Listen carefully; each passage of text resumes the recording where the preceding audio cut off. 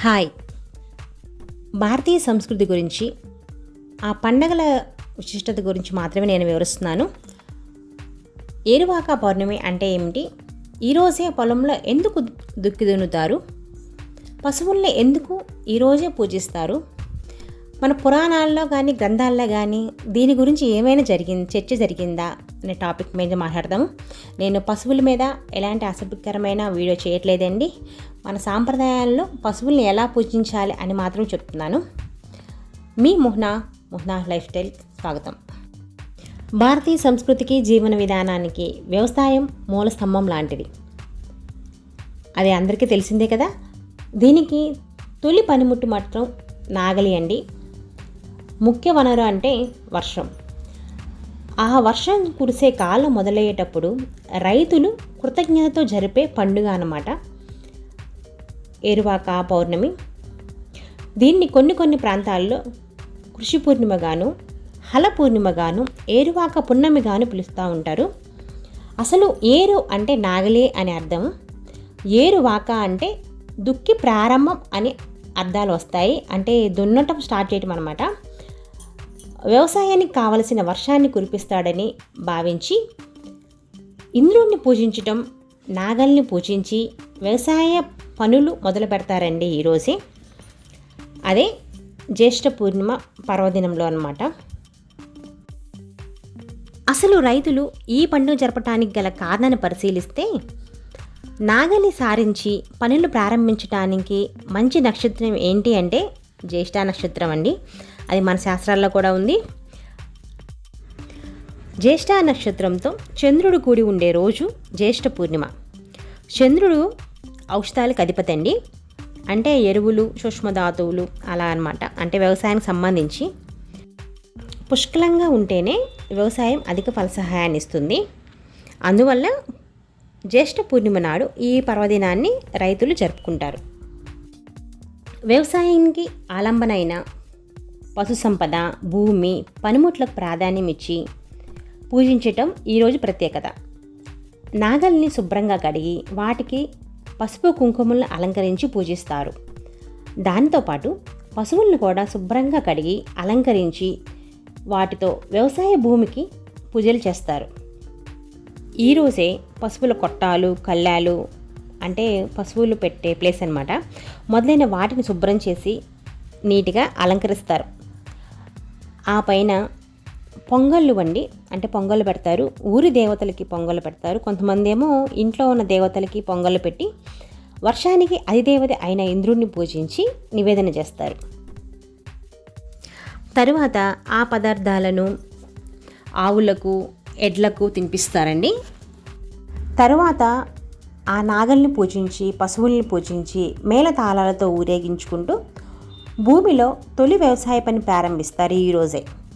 కొన్ని ప్రాంతాల్లో తొలి దుక్కుతో పాటు రైతులు కూడా ఎడ్లతో సమానంగా కాడికి రెండో వైపు నిల్చొని భూమిని దున్నుతారు. అంటే కాడికి రెండు ఎడ్లు ఉంటాయి కదా, దానికి ఒక పక్కేమో ఒక ఎద్దేం పెడతారు, ఇంకో పక్కేమో మనిషిని పెడతారనమాట. వాళ్ళు ఎద్దుతో పాటు సమానంగా పరిగెత్తారనమాట. ఈరోజే పశువుల గెత్తం అంటే ఎరువుగా మారిన పశువుల పేడ అనమాట. దాన్ని కూడా పొలాలకు తరలిస్తారనమాట.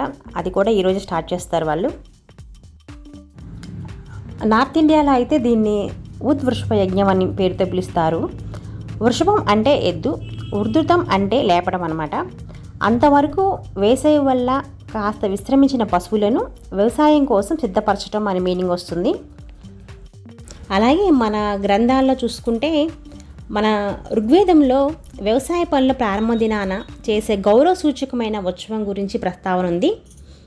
అలాగే అధర్వణ వేదంలోనూ అనుడుత్సవం అనే పేరుతో ఒక ఉత్సవం జరపాలని రాసి ఉంది. దీనిలోనే భాగంగా ఆ రోజు ఏమేం చేయాలో కూడా దాంట్లో అధర్వణ వేదంలో ఉందండి. హలకర్మ చేయాలి అంటే నాగలి పూజ, మేదిని ఉత్సవం అంటే భూమిని పూజించాలి, వృషభ సౌభాగ్యం అంటే పశువులను, ఎడ్లను ఈరోజు పూజ చేయాలని చెప్తున్నాయి. అనేక పురాణాల్లోనూ కృషి పూర్ణిమ గురించి ప్రస్తావన ఉందండి. అలాగే వరాహమిహిరుడు రచించిన బృహత్సంహిత గ్రంథంలోనూ దీని గురించి ప్రస్తావన ఉంది. అలాగే పరాశరుడు రాసిన కృషి పరాశరం అనే గ్రంథంలోనూ దీని గురించి ఉందండి.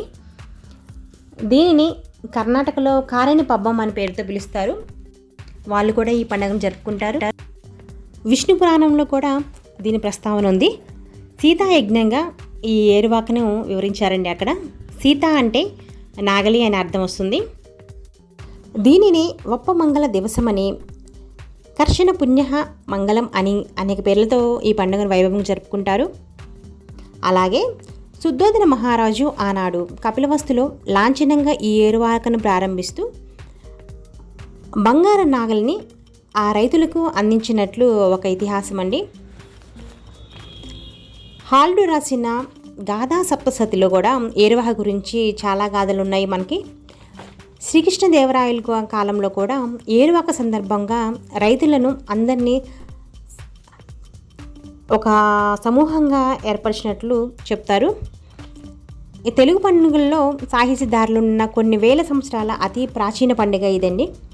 మరో విశేషం ఏంటంటే జ్యేష్ఠ పౌర్ణమి రోజు ఒడిశాలోని పూరి జగన్నాథ్ టెంపుల్ ఉంది కదండి, అక్కడ శ్రీ జగన్నాథ స్వామికి స్నానోత్సవం నిర్వహిస్తారు.